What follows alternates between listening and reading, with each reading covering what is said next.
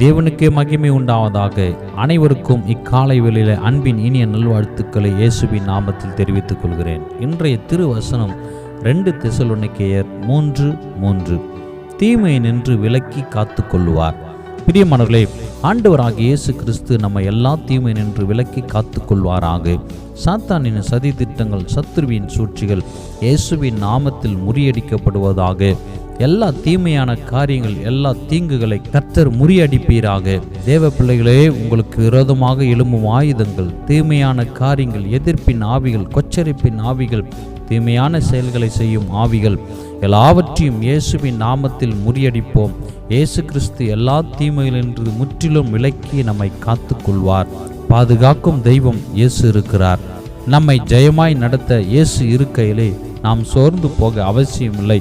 ஆண்டவராகிய இயேசு கிறிஸ்து எல்லா தீமையினின்று நம் அனைவரையும் விலக்கி பாதுகாத்து வழி நடத்துவாராக. ஆமென்.